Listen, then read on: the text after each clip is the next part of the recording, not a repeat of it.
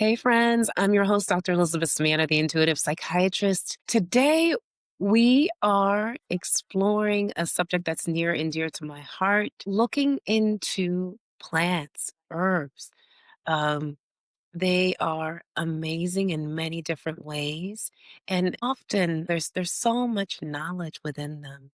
And in fact, sometimes they can be a pathway to really connecting with our spirit, our soul.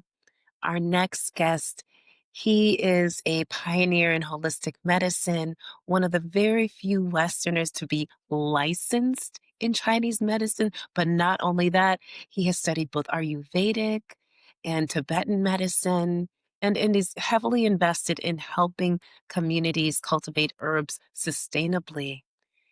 David Crow, welcome to the show.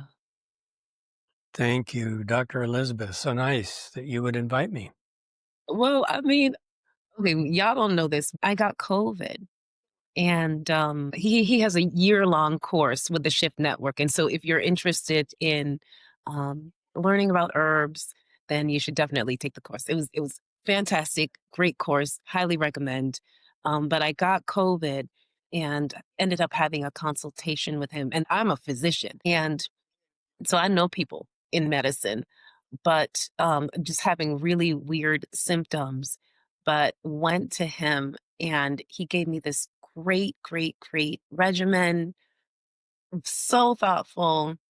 And so like, between him and another practitioner, like I did so great. So just there's so many good things I could say about you, but many people don't know you. What led you down this path of really exploring herbal medicine?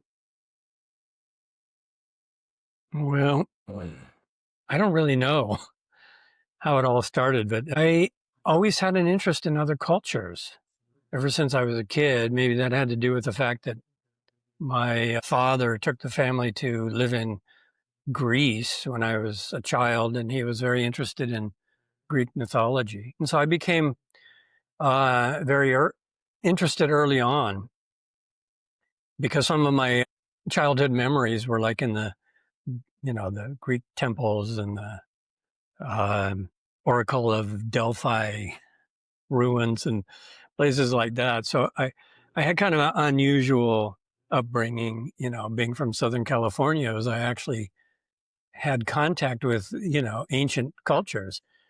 And it gave me an interest in other cultures in general as I was growing up. And so when I was a kid and going through high school, I was actually more intrigued with other places and times than I was with growing up in the United States. And so I went traveling as soon as I could and traveled through Central America and came into contact with the indigenous cultures when I was still a teenager, actually. And I met shamans and curanderas and I was very impacted by actually discovering that ancient knowledge was still out there, even in these contemporary times where I thought all this stuff had vanished. It was still very much alive.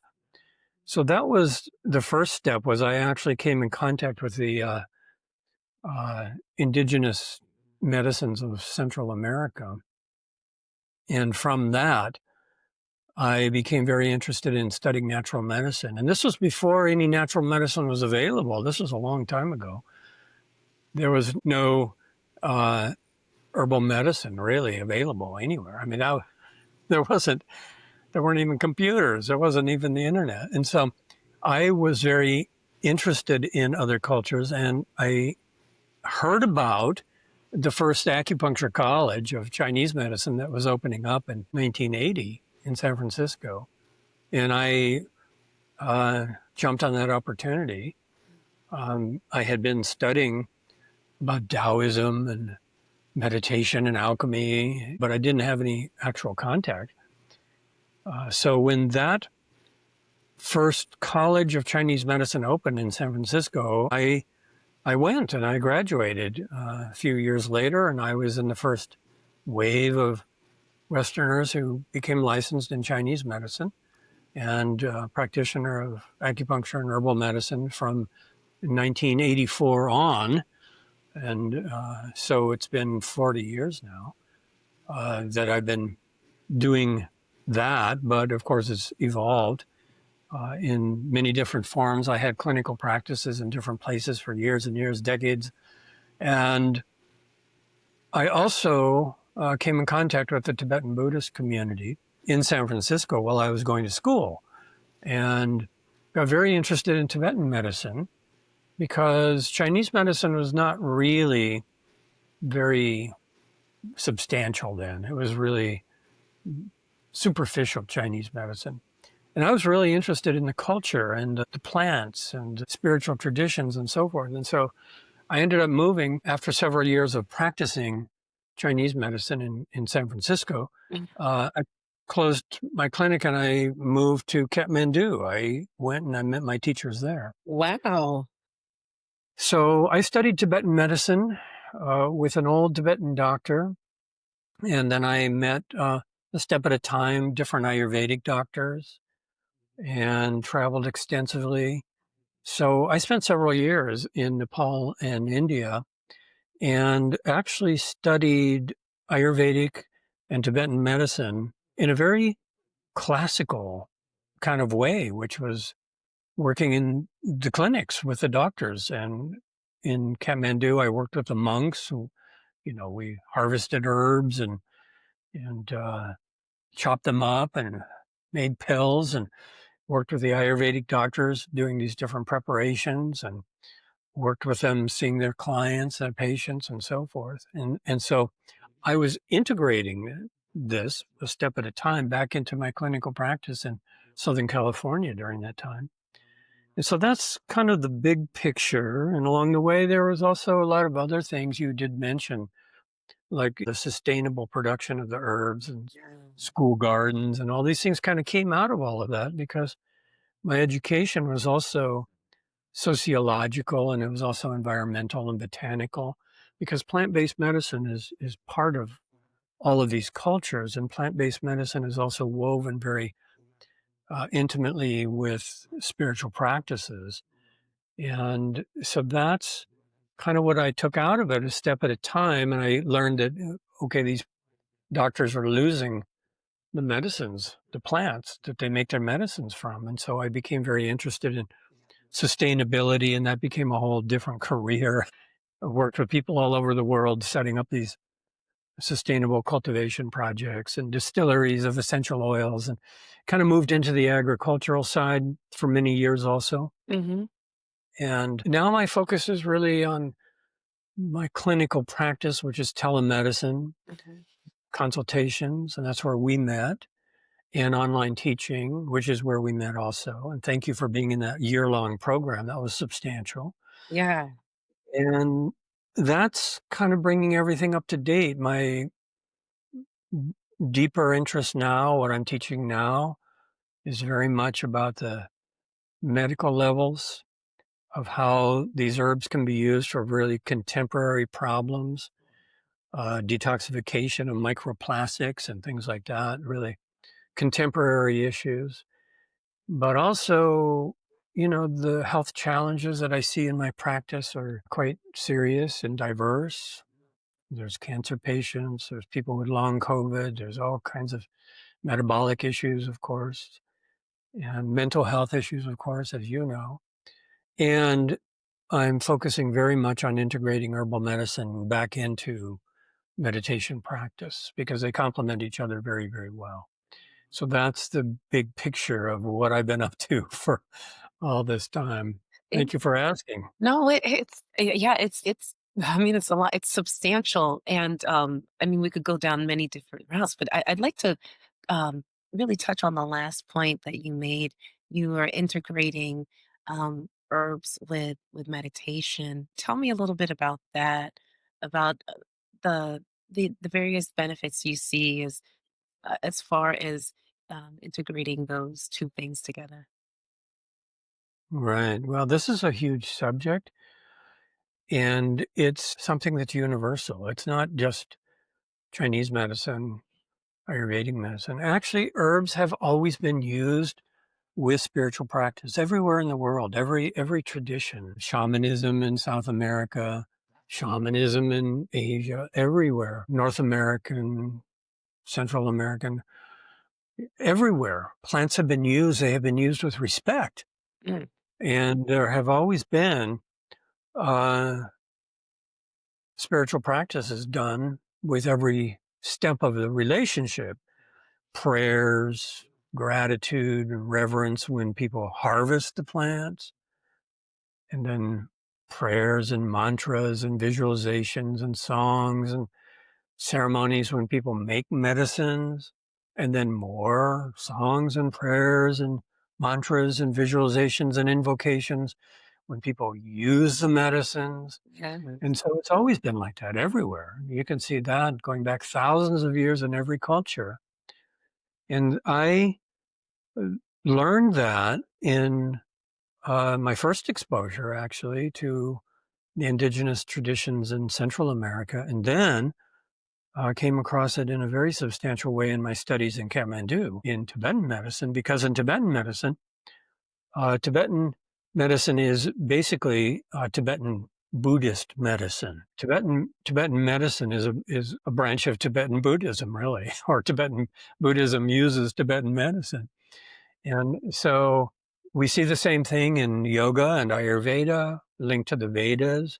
We see the same thing in Tantra and Taoist alchemy and Qigong and Chinese medicine. They're all woven together. So what I saw with Tibetan medicine, actually, some pretty unique things. I lived next to a monastery. There were monasteries all over, actually, where I lived in the village of Bodhanath on the east side of the Kathmandu Valley. That's where all the Tibetan monasteries were.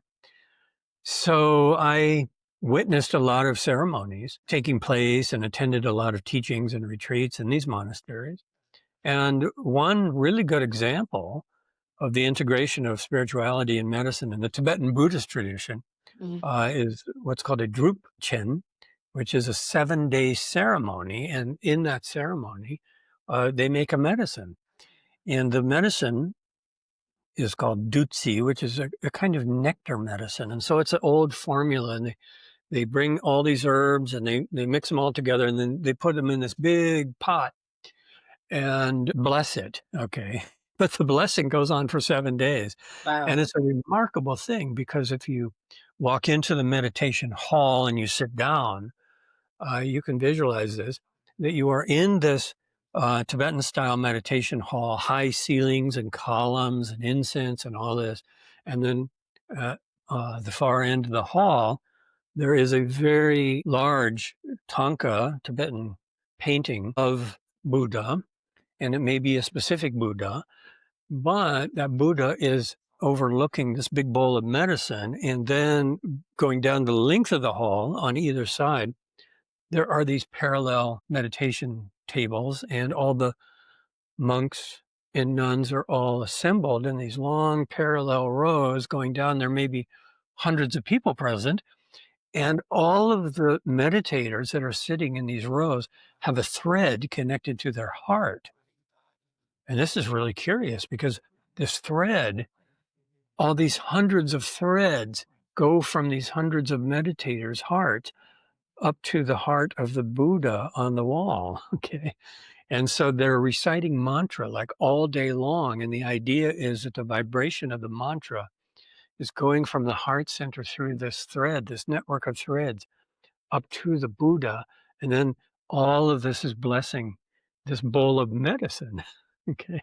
It's a remarkable blessing ceremony, but it's the same basic idea as what you see if you go to an ayahuasca ceremony in the Amazon. Okay, there's song, there's prayer, there's intention, there's visualization, there's evoking, all of these things, and it's all connected with the medicine. Now, what I've been focused on is the observation that the mind interacts with the plants Mm. when the plants are interacting with the body. Okay, so what we see then is that the plants are actually a form of cosmological intelligence. Mm. The plants have intelligence, their genetics, how they create the compounds that give them the flavors and the aromas and their therapeutic benefits. And all of that comes out of the biosphere. So a plant is like a container of the intelligence of the earth and the elements of the earth and the sun and the moon. So cosmological intelligence is in the plants, but we recognize it physiologically as chemicals when we ingest them. And so those compounds come in and work on us physiologically, but we can interact with those compounds and the body sensations they're producing by either paying attention to them or not. All right. What we can say to simplify this is that plants can support our meditation practice. Mm. And our meditation practice can potentize the plants.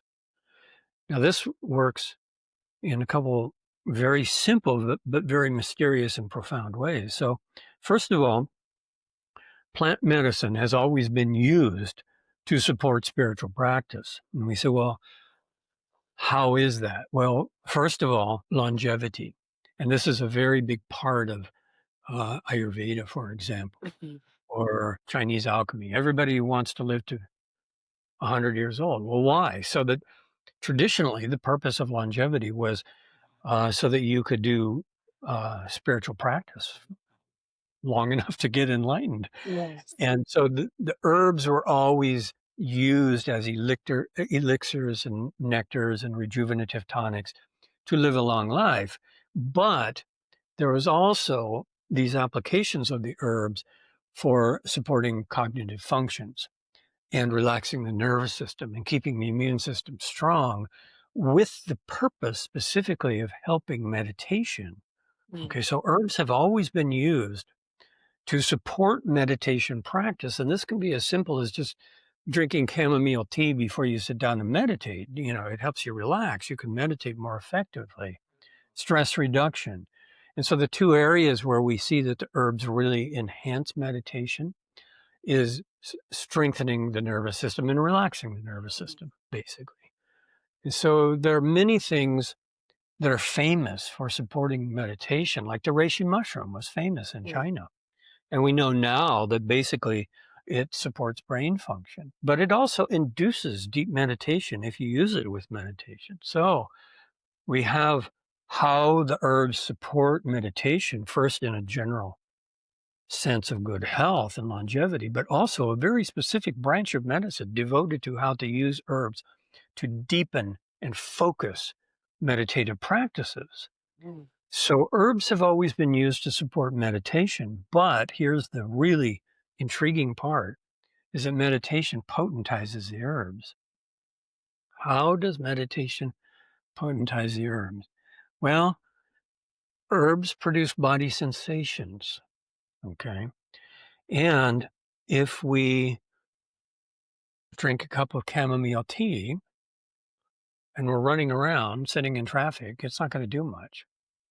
But if we sit down and become very mindful and aware of body sensations, we're paying very close attention to the body, and we start sipping that chamomile tea, then we start to notice that as soon as it comes into the mouth, that it has a subtle relaxing effect on our nervous system because it immediately is entering into the olfactory link to the brain and through the taste buds directly to the brain. Immediately, that chamomile tea starts to have an effect on the nervous system that we don't notice otherwise, but we start to notice it because we're paying attention. And attention is energy. Mm. And attention starts to mingle the energy, the prana, the life force of our mind begins to mingle with the life force of the plant. The prana of our mind begins to merge with the prana of the plant as it comes into the prana of the body. And so then we notice that that chamomile tea has a relaxing effect as it gets to the stomach. And then we notice that it starts to relax the intestines. And then we notice that our breathing gets deeper. And so we're actually noticing what the plant is doing. And that simple process of noticing, whereas previously we drank that chamomile tea and it didn't do anything for us.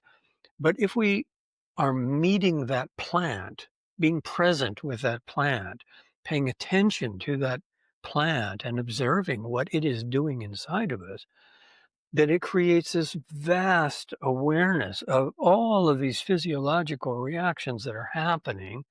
And that one cup of chamomile tea can be profoundly relaxing because we are paying attention to it. Now, that process can be duplicated with any type of herb, and we can also learn how to send the power of that herb to specific places. Interesting. So we can take some tincture of the reishi mushroom and we can actually breathe and do a qigong exercise of focusing energy into the brain, and we can actually feel that reishi mushroom going into the brain. Okay. And so what we're doing then is we are using our mind to become very sensitive to the powers of the plants and also using breath and focus to direct the power of the plants inside the body. So it's like doing inner qigong alchemy with the plants. And what this does is it's all based on a much higher level of awareness of body sensations. And so we can ask a basic question. Does this really work? Well, the answer is that if you drink a cup of tea and you don't feel anything, it's not really doing anything. But on the other hand, if you drink a cup of tea and you really, really feel it, it's really doing something. Okay. And so what that means is that our mind is potentizing the herbs with our own awareness. And this has been studied by thousands of people because I've been teaching this now for several years. And we've done lots of meditation practice with this. And the typical testimonial is that people say they have never felt the power of the herbs so strongly using only a microdose, just one sip, and you can feel the power of the herbs tremendously. So in the classes, well, I've had several hundred students and we're doing these practices together. I don't know these people individually as patients. I don't know what medications they're on or what herb is indicated or not indicated. And so, therefore, I have to suggest all right, if we're going to do this herb, it has to be really low dose. But then people say, wow, I really feel that herb from a microdose. Well, that has some economic benefit because we don't have to take as much. It doesn't cost us as much. But that's the overview is that the plants support our meditation practice, but our meditation practice potentizes the herbs. And that's how they fit individually. That's how they're woven back together again for our own personal benefit. But then we take that and then we can understand why all of these cultures and all these places understood that when you are harvesting a plant, that you're interacting with its own consciousness when you are preparing it, when you're using it. So herbal medicine then is really about these three forms of prana or chi, life force coming together. The prana and the chi of the plant, the prana and chi of the body, and the prana and the chi of the mind. Okay. And then we can also expand that further and we can say, well, the qualities of the heart, the gratitude, the reverence, these are all part of interacting with the plant also. And then there's the voice, okay, another kind of prana and chi, the mantra, the prayers, and so forth. And then there's the visualization. All of these are aspects of energy that we can use to interact with the energy in the life force of the plant. So that's a very quick summation of a very ancient and very, Important. very deep subject. Yes, yes. I mean, the way that you described the words that come to mind are it's mindful consumption of an herb and just the power of attention and that it is energy. It's so important. I wonder, are there specific types of meditations that are more amenable to this? Most im The most important aspect of this is mindfulness, Mm, and the most important subject of mindfulness is body sensations. Okay, so that's the level at which I introduce it and where people can practice it on a practical level. And so the example that I gave is use the herbs with mindfulness, but that means really pay attention to what they taste like and smell like, and then pay attention to what body sensations they are producing. So the first part is more of a receptive part, okay, where we're paying attention to the plant and we're feeling what it does. And so this is classical vipassana. It's classical body based awareness of sensations that are arising and dissolving all the time. And so we feel the body in a state of tension, and then we feel how it transforms into a state of relaxation, a step at a time. And we can use that process to train ourselves to move out of chronic tension into being chronically relaxed. All right. So that's the first part is receptive awareness, paying attention to what the herbs are doing in the body. But then there are other levels that we can use to potentize that experience further. mhm, And one of those is voice. mm, And we can use the herbs with mantra or prayer or song. Okay. Those are the three major ways that the human voice has always interacted with plants: song, prayer, and mantra. Mantra is kind of like a song and a prayer. It's actually like the sound of the deity. Okay. Or it's the deity in sonic form. That's the best way to say it. Okay. So these are all aspects of vibration, and vibration affects our physiology also. And anybody who has done any kind of work with entheogenic plants in a traditional ceremony, like the ayahuasca ceremony, they know the sound vibration and chanting and prayer is always part of it. And it changes the experience. The sound of the song actually takes people into trance states, you see. And so vibration is something that we can add to this. And then there is the visualization part. And the simple way that I tell people about this is visualize where the plant medicine is going inside the body. This follows a real fundamental principle that is articulated so nicely in Qigong. And the term in Qigong is Yi Dao, Qi Dao. And what that means is Yi, mind, flows, Qi flows. So where the mind flows, energy flows. That means where our attention is focused, that means energy is going there. Okay. And so when we sip our relaxing tea, we can actually visualize that it is moving into the upper digestive system where we hold all of our attention. And so what we're doing then is we are actually meditating. We put our attention on the upper digestive system.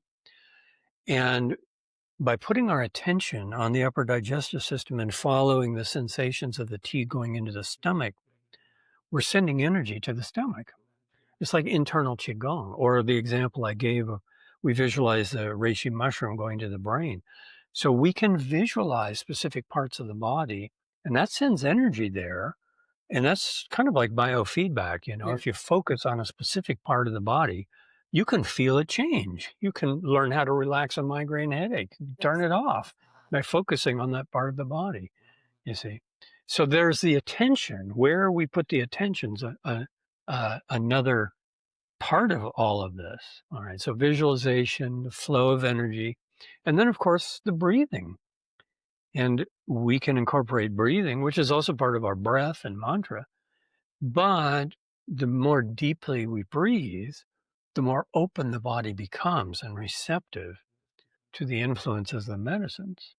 So these are all things that we can also incorporate into this relationship with the plant. So I hope that was the answer to the question. Well, yeah, yeah. You described the different ways that we could modify our practice as we're doing mindful consumption. Right. And so I guess for me, I was thinking about, oh, how would I do it?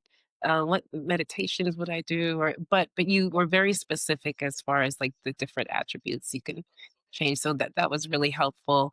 What struck me as you were saying this, because I'm in allopathic medicine, and I was like, oh, well, this would be great to do with, patients who are taking regular prescription drugs. Um, you have interacted with many different disciplines, and, I feel like there's a lot of potential, like, as far as connecting with and collaborating, and I wanted to get a sense from you, since you've been to all these different cultures, of what are some of the ways that we might come together to support humanity as we're going through this next stage of spiritual evolution? Well, that's a big question. And I think that, well, the way that my mind works with all of this is I would ask, well, what is spiritual evolution, and what is this phase of spiritual evolution that we're in? But I think that I can answer that very directly. You're asking several questions all at once, actually. And so Okay. the first the first question is, what is the phase of spiritual evolution that we're in right now, and then how can we work together to enhance this? Well, I think that the broader context of spiritual evolution is the reality that we're in. Yeah. Okay. And the reality that we're in is, from the planetary biological standpoint, it's dire. And we can make parallels actually between what's happening in the biosphere of the earth and what's happening in the microcosm of people's bodies. Ooh, And that so much is, truth there. what's that? No, there's a lot of truth there. Well, it, yes, it is true that the health of the individual is based on the health of the earth, but it's also a metaphor, which is that humanity is very sick right now. Humanity is very sick physically and mentally, Mm, and the earth is very sick biologically. Okay.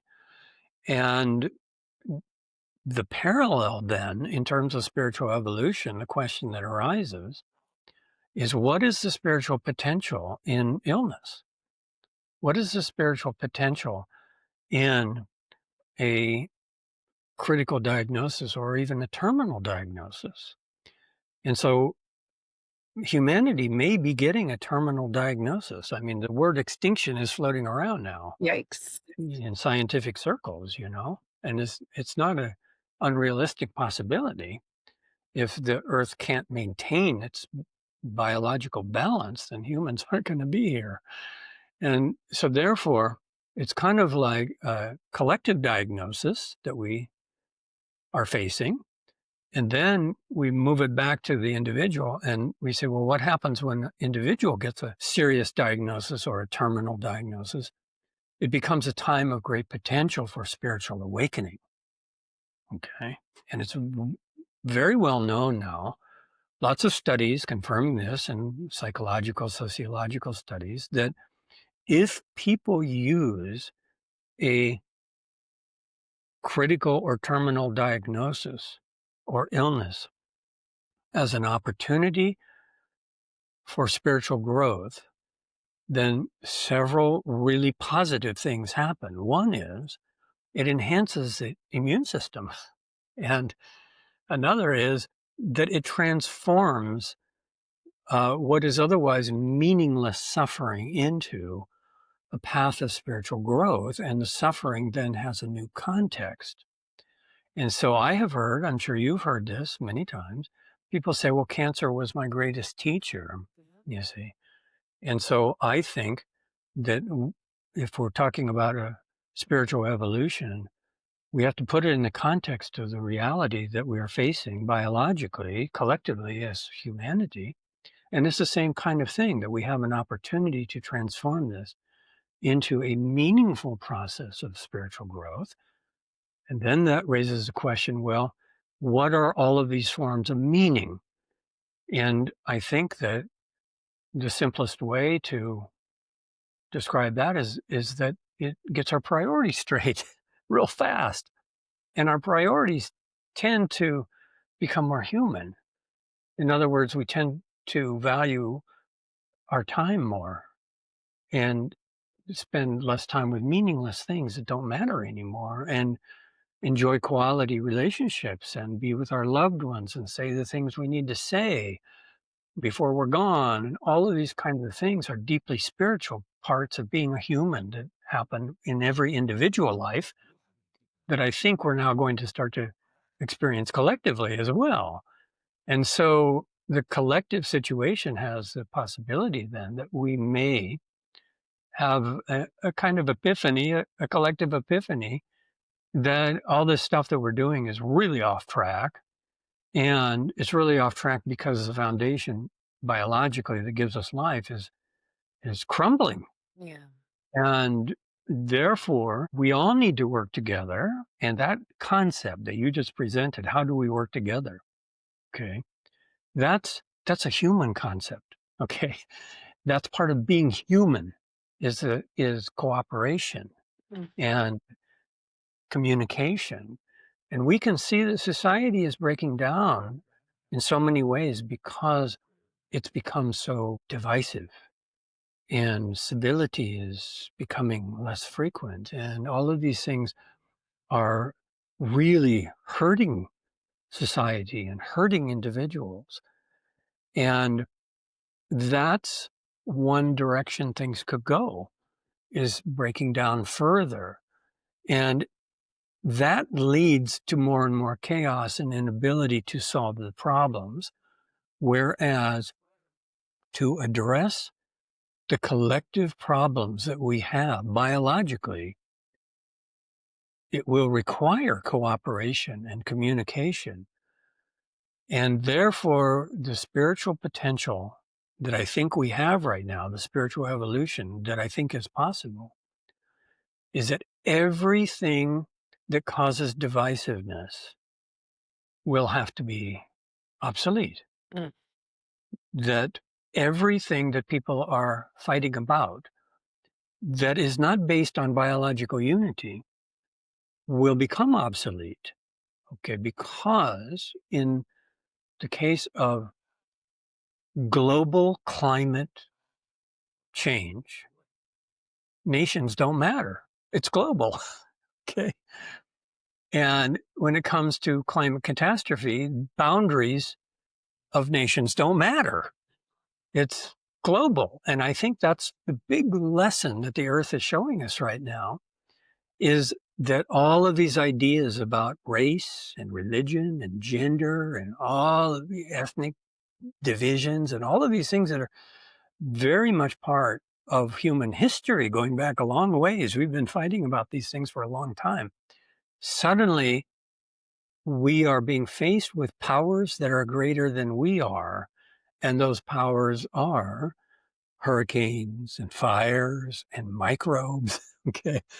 And so we are now being confronted with powers that are greater than humans, and humans are going to have to learn how to get along. Yeah. And I think that's the spiritual potential, to answer your question. I see that potential. I'm hopeful for that potential. And the word that comes to me, that there is, you know, the potential for spiritual growth if we really take this seriously, and just if we move towards a space of love. And Right. I know that our listeners are really going to want to connect with you, either through a course or as a consultation. So how can they connect with you? Well, thank you for asking. People can find me at my website, which is crowconsultations.com. CROW, my last name, Crow, consultations, plural.com. And that's where I offer my consultation services, obviously, but also we do free events. We do meditations, and I give some lectures here and there, talks about these things, and offer courses. And my courses are also offered through theshiftnetwork.com, which is how we met originally. And there's a big archive of past courses there as well. So that's how people can find me. Thank you for that opportunity to mention that. Yes, yeah. You are, I want to, the word that comes to mind is unicorn because there's, I don't know anyone else, right, who has the background in Chinese medicine, Ayurveda, even, we didn't even talk about Western herbalism because you dabble in that too. Um, there are just so many things that you're great at. You're just such a wonderful resource. And I am in awe of what you're doing and incredibly supportive of what you're doing. Just such a bright light in this world. And so thank you so much for being on the show. Well, thank you. That's extremely complimentary of you. And likewise, thank you. I mean, we didn't talk about your good work and the challenges you face and, the work that you're doing in the trenches of, mental health in the United States. So my compliments to you and gratitude to you for the hard work that you've been doing. So thank you for the invitation. It's been a great pleasure. Oh, thank you. Oh,